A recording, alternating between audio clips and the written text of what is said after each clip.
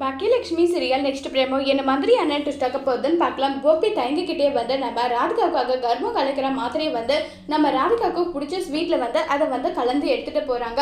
அங்கே எடுத்துகிட்டு போனதுமே ஈஸ்வரி வந்து என்னடா கோபி என்ன தெரியாமல் எடுத்துகிட்டு போகிறேன்னு சொல்லிட்டு கேட்குறாங்க.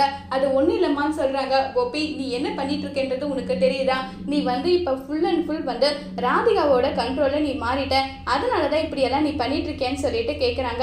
சே அப்படியெல்லாம் எதுவும் கிடையாதுமா, நீ ஏன் இப்படியெல்லாம் எனக்கு அப்படியெல்லாம் ஒண்ணுமே கிடையாதுமான்னு சொல்லிட்டு சொன்னதும், சரி கோபி நீ இந்த அளவுக்கு யோசிக்கிறதுனால நான் வந்து அதை ஒத்துக்கிறேன், நீ என்ன பண்ணிட்டு இருக்கேன்றது உனக்கு புரியுதா இல்லையான்னு சொல்லிட்டு கேட்டுட்டு இருக்காங்க.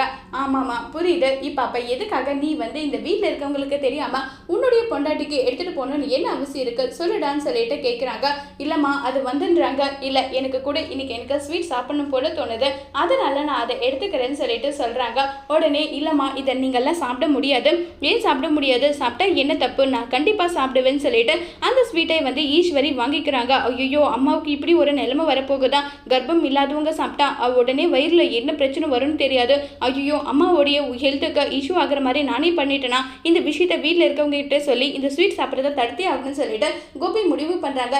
ஈஸ்வரிக்காக வீட்டில் இருக்கவங்க கிட்ட உண்மையை சொல்லுவாங்களா கோபி இல்லையாங்கிறத வரப்போகிற எபிசோடில் வெயிட் பண்ணி பார்க்கலாம். தேங்க்யூ.